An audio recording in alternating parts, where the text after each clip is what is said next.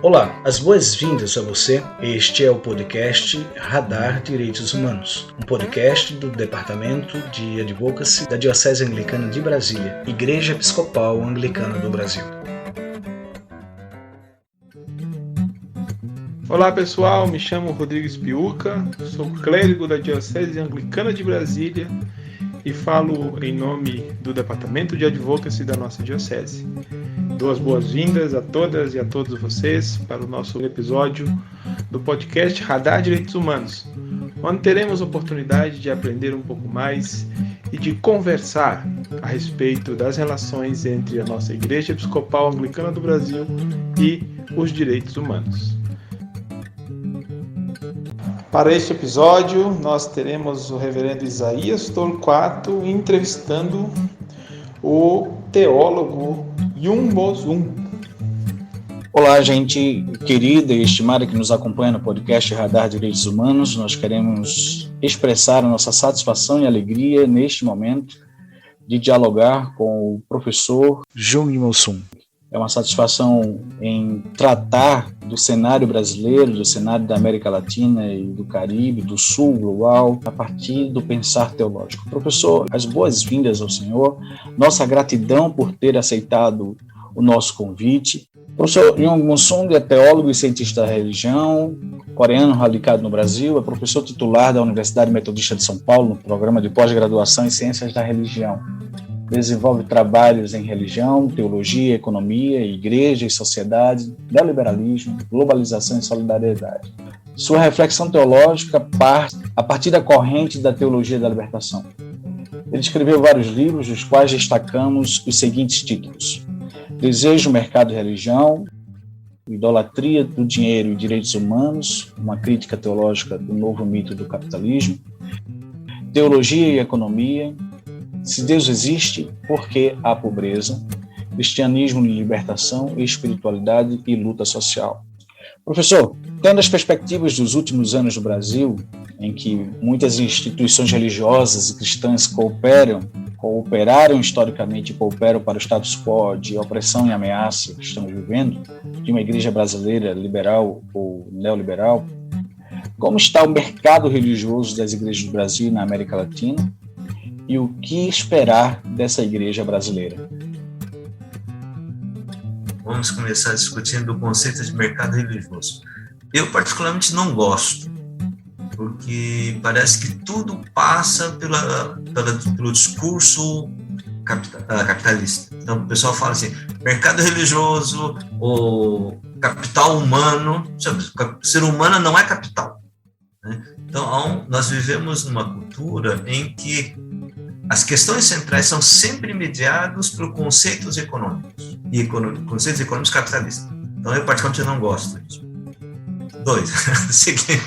Então, a gente precisa entender o conceito de mercado religioso em dois sentidos, naquilo que a gente conversa. Normalmente as pessoas usam esse conceito, né? Uma ideia de que as pessoas hoje têm uma relação com o mercado, uma relação com a religião de uma forma mercantil. Então, assim, aquilo que eu preciso para essa questão, eu vou nessa igreja. Para resolver um outro problema, eu vou na outra igreja. Como se fosse num supermercado, você vai comprando as coisas que você quer, né? Então, nesse sentido, a gente pode dizer assim, que você tem um ampla opção de mercado, de comprar as coisas.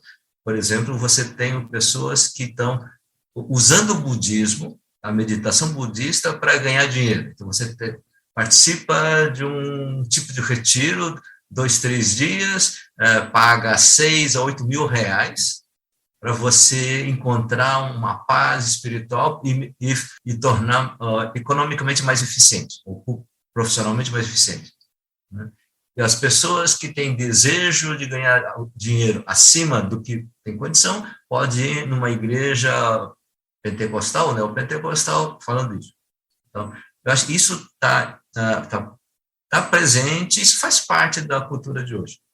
Outra discussão é diversas percepções e linhas religiosas de hoje. Então, isso não necessariamente uma relação mercantil. Nesse sentido, a gente tem, vamos dizer, 3 grandes linhas, ou 4, vamos tentar. Uma é grupos religiosos, seja igrejas ou setores de igrejas conservadores, que é diferente do liberal, que é diferente do neoliberal e da libertação. Né? Então, o conservador está marcado pelo quê? A defesa dos valores tradicionais, e aí é a questão da religião. Religião e família. Né? E, normalmente, os setores conservadores / fundamentalistas, não necessariamente são fundamentalistas, lutam contra os liberais. Tá? E quando o pessoal diz que é conservador, diz liberal é tudo, inclui também da libertação. Tá? Então, o que é o problema dos liberais, ou da teologia liberal? É que a teologia liberal rompe com a concepção tradicional da religião e da leitura do texto bíblico. Com o quê? Com a introdução da hermenêutica. Então, aquilo que está no texto não é bem aquilo que tem que ser lido, você tem que interpretar. Então, no início de século XX, 1906 e 7, quando começa a série Os Fundamentos da Fé, a luta era contra o quê? A briga é com os teólogos que diziam, olha, quando a Bíblia diz que Jesus andou sobre o mar, sobre a água, você não pode interpretar disso, porque a lei da ciência mostra, ou a lei da natureza mostra, que um homem não pode andar no mar ou na água. Portanto, a gente precisa interpretar isso. Então, o pessoal diz, espera aí, então, o conceito da ciência, as teorias da ciência se colocam acima da palavra de Deus. Esse é o problema. Depois, a questão dos fundamentalistas contra os liberais. Então, por que os liberais? Por exemplo, os liberais norte-americanos, por exemplo, Hillary Clinton, ela é economicamente liberal, sempre foi. Ela tem preocupações sociais, mas nunca. A questão econômica dos pobres não era a questão central. A grande bandeira da Hillary Clinton, uma das coisas era a questão do gênero, sexualidade e raça. Quem foi o inimigo? O adversário? Trump. E Trump dizia que não, nós somos valores tradicionais. Não se discutia capitalismo. Discutia se era capitalismo globalizado ou natural, ou nacional.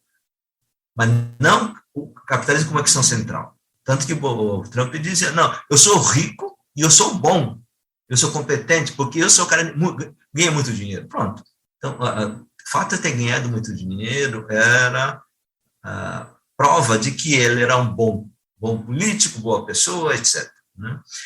E os conservadores, aí a gente entende conservadores do Brasil e dos Estados Unidos que apoiam Trump, não necessariamente por questões econômicas, mas por questão da defesa da família tradicional e da concepção racista branca dos Estados Unidos. O Brasil não é tão branco, porque os latinos não são considerados brancos nos Estados Unidos, mas contra a defesa da questão dos direitos da raça, etc., né, das teorias da raça. Então, nós temos aqui, nos conservadores, esse tema. Os liberais, você vai ter cristãos liberais que reconhecem a importância da ciência, então eles olham para os conservadores e dizem, esses caras não entendem, não estudaram, leem a Bíblia de uma forma fundamentalista, então você tem uma concepção, então você tem um certo desprezo para as pessoas que não estudaram no nível da universidade, com essas questões da ciência, literatura, etc. Mas esse pessoal liberal acham também, nesse sentido, são de acordo, que os ricos são ricos porque são abençoados por Deus. Né? E você vai ter dois tipos de pessoas que acham que a riqueza é a bênção. O pessoal que diz, os pobres são pobres porque são amaldiçoados, portanto são inimigos de Deus, e eu como cristão tenho que ser inimigo do pobre. E você vai ter liberais que dizem, não, nós somos superiores, nós somos abençoados por Deus, mas nós temos que cuidar, ajudar um pouquinho os pobres. Porque isso está no Calvino, já aparece, não no calvinismo, aparece na Bíblia. Então, para provar que eu sou bom, é também cuidar e ajudar os pobres. E dar um pouquinho. Então, o Hillary Clinton e companhia vai ser isso. Os neoliberais vão ter uma outra postura, que é cristão, é assim, não existe direitos humanos, isso é outra questão importante, né? Que é, no pensamento liberal, você tem a ideia dos direitos humanos. Então, os pobres têm direito a comer, e principalmente direitos humanos na questão de direitos civis, gênero, raça, sexualidade, etc. Os neoliberais, que vão ser uma ruptura com o pensamento liberal, é dizer, não existe direitos humanos. Direitos humanos é uma invenção do mundo moderno, e aí os neoliberais se aliam com pós-modernos. E, nesse sentido, há uma certa aliança teórica entre neoliberais e pensamentos de esquerda. E aí entra pós-coloniais, né, dos Estados Unidos. Por quê? Porque a crítica à razão moderna, a essa cultura moderna europeia, a crítica vem de dois lados. Um é dos neoliberais e outros as que defendem a cultura diferente. Então, por exemplo, por que é que ciência moderna eurocêntrica colocaram que a cultura dos indígenas bolivianos são inferiores? Porque eles são eurocêntricos. Não existe critério último para dizer qual é a cultura melhor. Portanto, existe cultura europeia e cultura branca do sul, você tem a cultura dos indígenas, tem a cultura dos afros, e todos são iguais, são culturas diferentes. Ponto. Não há critério. Esse foi o primeiro argumento importante para defender, para criticar essa concepção colonialista da cultura. Tá. Só que você não tem critério nenhum, e não existe um critério universal do que é humano e do que é direito humano, os neoliberais diziam, isso, estamos de acordo, portanto, não existem direitos humanos. E, portanto, não existem direitos sociais. O problema dos neoliberais não é direitos dos gays, isso é problema dos conservadores. O problema dos neoliberais é o pessoal, em nome dos direitos sociais dos pobres, querem pegar nosso dinheiro e dar para eles. E usam o Estado, então, com imposto, pegam nossos dinheiro por meio de impostos e dão esse dinheiro para os pobres. Essa é a crítica a Lula. Pegaram nosso dinheiro e deram para os pobres. E eles não merecem isso. E não merecem porque não têm direito. E porque são incompetentes. E também a junta, aí você for cristão porque é amaldiçoado por Deus. Bom, então, nós temos uma coisa meio enrolada, complicada de entender. E o quarto possível caminho é de um cristianismo de libertação. Não necessariamente se chama teologia de libertação, mas vamos dizer assim, aquele que reconhece que Deus não faz distinção entre as pessoas, que Deus ama todo mundo e também os pobres, e é preciso resgatar isso e levar ao espaço vamos dizer, uma situação de liberdade, né? E aí a ideia da libertação, seja na linha da libertação, na teologia descolonial, ou na teologia da missão integral, né? Que, apesar de serem grupos pequenos, você tem essa perspectivas diferentes, mas que mantém essa coisa básica. Deus não é contra os pobres, muito pelo contrário, Deus ama e quer que os cristãos ajudem a melhorar a vida dos pobres. Então nós temos esse cenário. Quando a gente pensa protestantismo e capitalismo, a gente não observa, ou não pode observar, por exemplo, um olhar da América Latina para a forma de ser e viver igreja a partir dos Estados Unidos, ou de uma perspectiva centro-europeia. Como é que a gente pode compreender, professor, ou fazer também uma distinção dessas teologias tensionadas, como o senhor mesmo colocou agora, citando várias vertentes, várias perspectivas teológicas? Devemos reconhecer que nós temos não somente tensões, mas religiões ou concepções teológicas de Deus completamente diferentes e conflitantes. Ou uma concepção é assim, Deus amaldiçoa os pobres Outra coisa, Deus ama os pobres. São duas coisas completamente separadas. Como diria Weber, de guerra dos deuses, ou como teólogos da linha do DEI, do Departamento Ecumênico de Investigações de Costa Rica, onde estava Henrique Lame, Hugo Assmann, era um grupo importante. Ele tem um livro fundamental chamado As Lutas dos Deuses. Primeira coisa, assim, não existe Estados Unidos de uma forma unívoca, sem contradições internas, né? Então, Estados Unidos tem um papel importante de controlar ou de direcionar as igrejas, não somente da América Latina, em termos históricos, de protestantes históricos, mas também na Coreia. A Coreia é uma igreja importante na Ásia, uma igreja cristã, mas profundamente marcada pelo protestantismo norte-americano.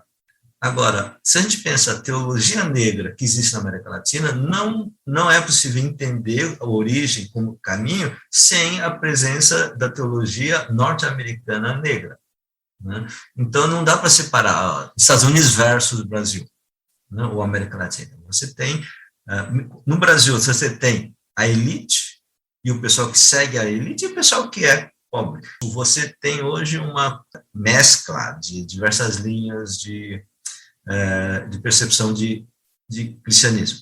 A religião não tem um papel tão importante como tinha antigamente para controlar a sociedade. Porque a tua pergunta, a tua conversa era pressupondo que a religião é importante. Não, a religião não é mais importante. Em termos da dinâmica social, não é, né? Por exemplo, em termos dos processos econômicos da globalização, qual é a grande discussão? Não é que igreja ou que religião, é Estados Unidos versus China. E como isso vai influenciando nisso. Então, primeiro. Segundo, nessa questão de formação de valores no campo religioso, ou de cultura de uma forma popular, você tem papel da religião, tem um discurso, mas a fonte principal da educação dos valores morais e da ideia de qual é o que eu quero ser, vem da mídia, particularmente do marketing. Então, a gente precisa dizer, a religião aparece quando você aparece como diferente. Então, por exemplo, quando é que a Igreja Católica volta a ter um espaço importante na mídia mundial? Com a teologia de libertação, na década de 70, e com as revoluções da América Central, marcado pelo cristianismo, tá? E depois some e volta com o Papa Francisco, com a questão dos pobres e a questão da ecologia. Tá? Então, é um grupinho, mas tem um papel de marcar a presença, ser a luz na escuridão. Tá? Qual é o papel fundamental, o principal papel social das religiões? Dá sentido à pertença ao princípio grupo dominante. A religião sempre, quantitativamente falando, o principal papel da religião é justificar a ordem dominada, a ordem social dominante. Né? Então, assim, não, mas o cristianismo deveria ser, isso aqui, quantos por cento? 2%? 3%? Né? 5%? O resto é assim, eu preciso meu filho pode ficar doente, eu preciso de oração, o meu filho nasceu, eu preciso de um gesto ritual, né? Fulano morreu, como é que eu vou fazer isso? Eu lembro de um professor comentando isso, que morreu um companheiro da luta contra a ditadura, aí um grupo de professores que não eram cristãos, eram ateus, foram falar com o padre, dizer, olha, padre, lá da PUC, da capela do PUC, diz assim, nós não somos cristãos, não somos religiosos, nada, mas nós queríamos fazer uma homenagem ao nosso colega que morreu. E nós discutimos e não tinha nenhuma outra forma senão fosse religiosa.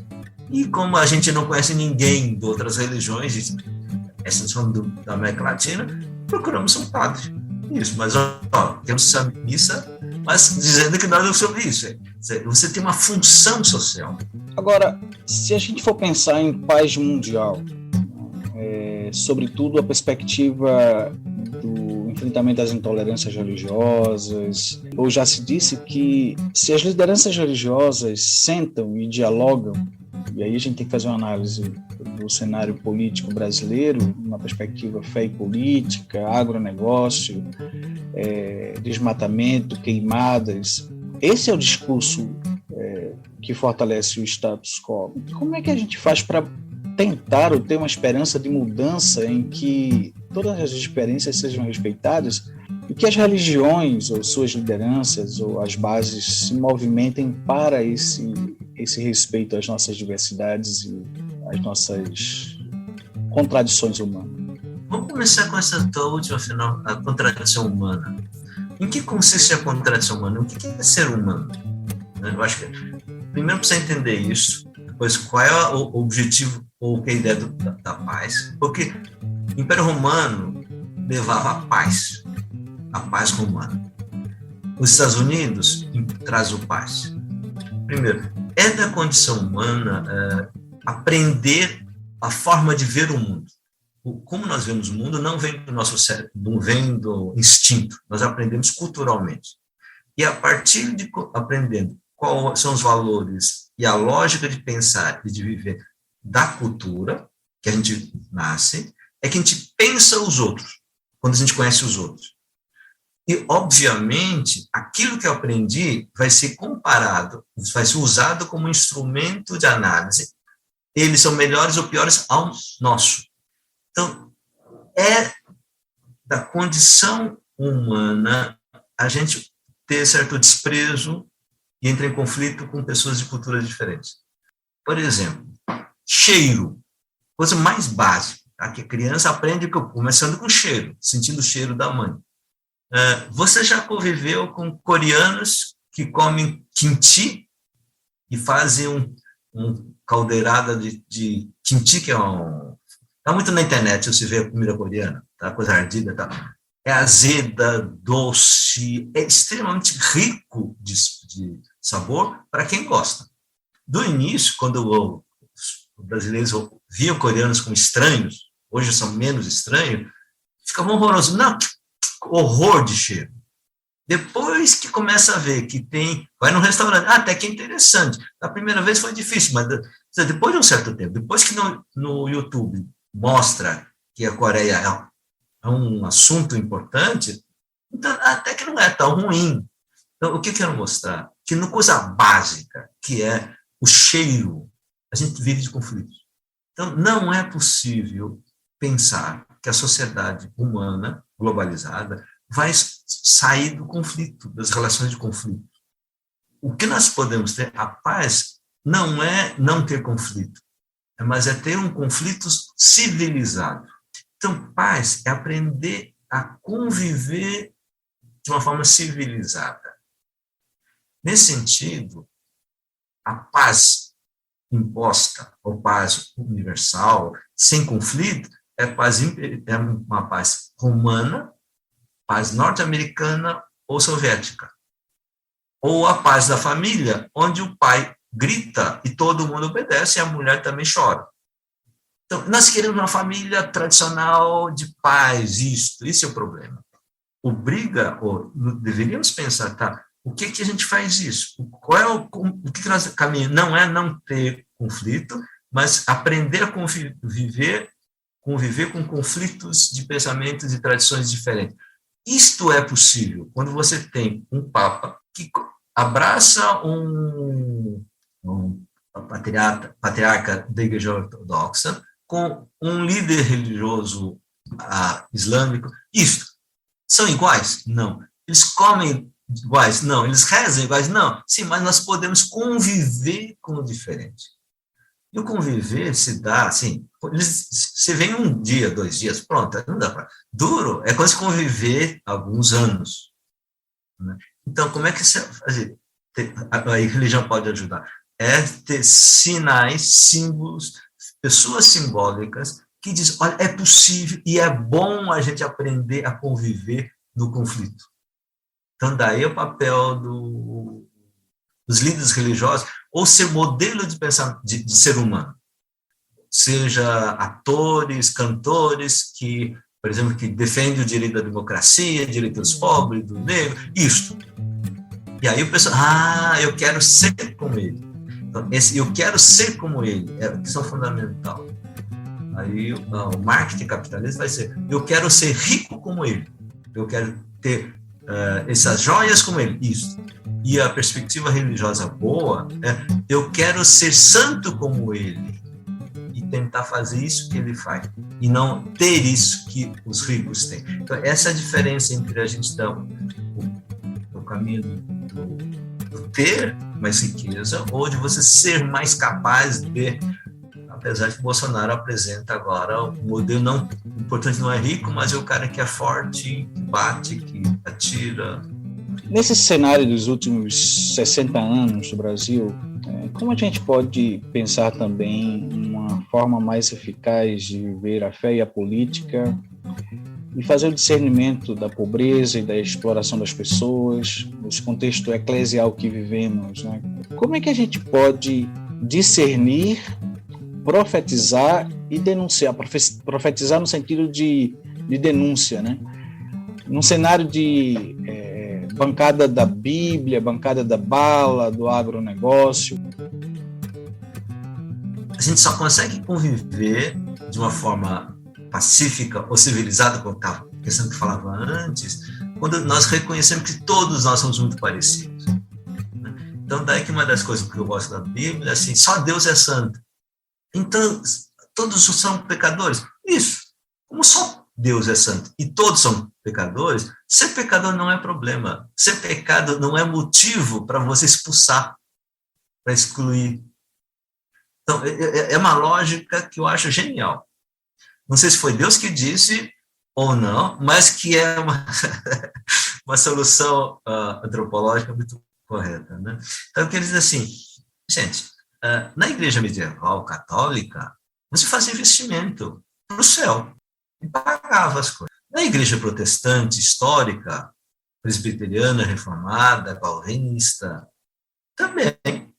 Então, assim, essa ideia de compra e venda, né, de troca, ou de teologia da retribuição, eu faço, Deus me devolve. Seja coisa boa, ele devolve muito maior, seja coisa ruim, da inferno eterno, muda só o objeto da negociação. A igreja neopentecostal diz: olha, você quer o quê? Ir para o céu? Não, eu quero resolver o problema. Isso tá. Você quer um investimento onde você põe um pouquinho e dá grande. E quem faz isso é Deus, por mediação da igreja. A igreja católica: você está preocupado com a morte, a vida eterna? Então tá, você está querendo garantir a vida eterna. Como é que você chega a isso? Fazendo isso. Como é que faz isso por mediação da igreja? E se você faz coisa errada, Deus retribui proporcionalmente, ou para bem ou para o mal. Então, esta lógica muda o conteúdo concreto, mas a lógica é a mesma. E em todas as religiões. Mas também em todas as religiões e todas as igrejas também tem pessoas que dizem: não, Deus não pode ser assim. Deus é Deus da gratuidade. Deus que trata todo mundo iguais. Então, e você vai encontrar isso também entre os pentecostais, entre os católicos, muçulmanos, budistas, etc. Tá? Nesse processo, a questão do pobre. Uma coisa fundamental no nosso tempo é que ser pobre ficou sem prova de sinal de que ou é pecador ou é criminoso. Até 1980, 90, você tinha muita gente contra a teologia de libertação, que eram católicos, cristãos de uma forma geral, mas que diziam: não, mas eu sou contra a teologia de libertação porque eles querem fazer revolução. Mas eu acho que é bom a gente, igreja, ajudar um pouco os pobres. Mesmo que a gente não tenha muito dinheiro, isso. Então, ajudar o pobre ou libertar o pobre da pobreza, isso é uma questão de gradação. Tá? Você, ou um pouquinho ou muito. Qual é o melhor caminho? O melhor caminho de ajudar os pobres é assistencialismo ou revolução? Os da libertação vão dizer revolução, e nada de reformismo. O pessoal diz: o pessoal mais moderado diz: não, mas revolução não funciona, cria muita confusão. Então, melhor de uma forma mais de reforma. E o pessoal que não entende como é que funciona a sociedade: não, eu resolvo o problema da pobreza. Sim, eu vejo e resolvo, ou ajudo. Ponto. A partir do final de 80, muda a noção do pobre na igreja e na sociedade. Pobre é bandido. Criança pobre. Não, criança pobre ou vai ser bandido. Portanto, isso. O fato de ser criança já não resolve mais, não dá certa proteção. E aí, defender, ajudar pobre é ser comunista, ateu, contra Deus. O que Deus nos ensina, que as pessoas são ricas porque são abençoadas. Logo, pobres são pobres porque são amaldiçoados. E como é que você, em nome da igreja, vai defender o amaldiçoado? Então, aí você vai encontrar grupos pequenos, então não identificar esses grupos com a igreja de uma forma normal, o cristianismo com a maioria, tá? Porque o pessoal reproduzir a cultura dominante. E eles dizem, olha, Deus não é assim. As igrejas podem dizer isso. O pastor pode dizer isso, mas Deus não é assim. Deus não faz essa distinção entre livre e escravo, homem e mulher, judeu e gentil. O papel da teologia não é discutir qual é o caminho da revolução. Muitas vezes o pessoal achava que na teoria de libertação, setores diziam que a Bíblia tem a chave para fazer revolução. Não. A Bíblia nos dá a chave para interpretar na perspectiva transcendental o que deveríamos ser, depois vendo o que é, nas condições possíveis que temos, o que podemos fazer, e na hora de fazer, qual é o melhor caminho. Então, eu sempre, desde na década de 80, quando eu morava na periferia da Zona Leste, é o seguinte, ser cristão não é ser do PP. Ser cristão é ser da opção por os pobres, porque Deus ama todo mundo. Eu agradeço, em nome da equipe do Radar Direitos Humanos, a sua participação. É muito importante ouvir, como disse no início, ouvir reflexões dessa natureza, sobretudo para que nossas ouvintes, as pessoas que nos escutam, possam ter acesso, né, ao pensar teológico a partir dessa vivência das diversidades teológicas, como o senhor apresentou aqui. Ter essa aproximação com sua forma de pensar e sua forma de viver a teologia nos dias de hoje. Obrigado pelo convite. E se eu fosse fazer um pouco uma síntese dessas ideias, eu acho que, assim, Jesus pergunta uma vez para os discípulos o que os outros homens dizem que eu sou, né?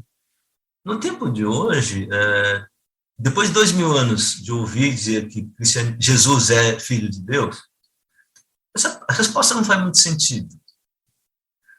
Então, qual seria a resposta? Pergunta que Jesus traria hoje.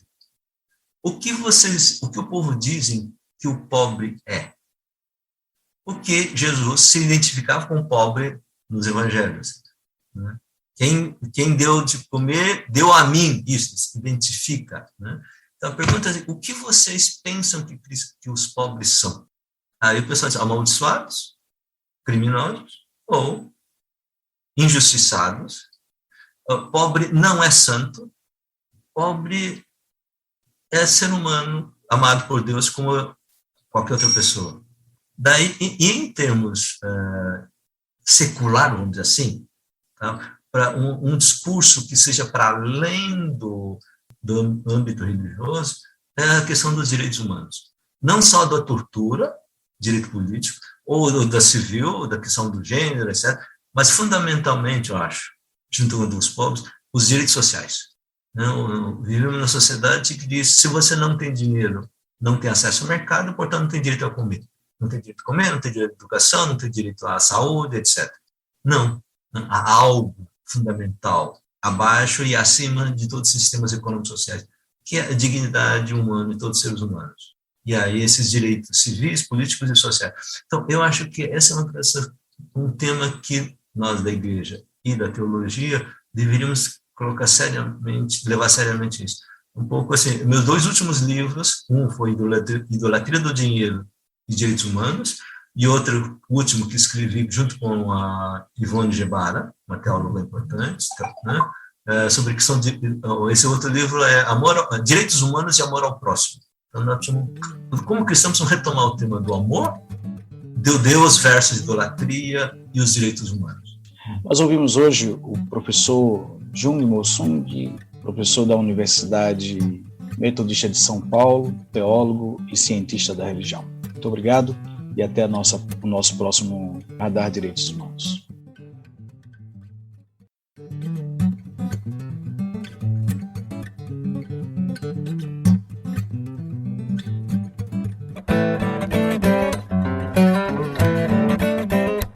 E é isso por hoje, pessoal. Fiquemos na paz e até a semana que vem. Este foi o podcast Radar Direitos Humanos, da Diocese Anglicana de Brasília, Igreja Episcopal Anglicana do Brasil. Produção e apresentação, Reverendo Rodrigo Spiuca. Edição do Reverendo Isaías Torquato e direção-geral do Bispo Maurício Andrade. Se você quiser entrar em contato conosco, você pode nos encontrar pelas mídias sociais, no Spotify, no Google Podcast e no agregador de podcast de sua preferência. E pelo telefone 61 3443 4305 e pela hashtag Radar Direitos Humanos. Até o nosso próximo encontro.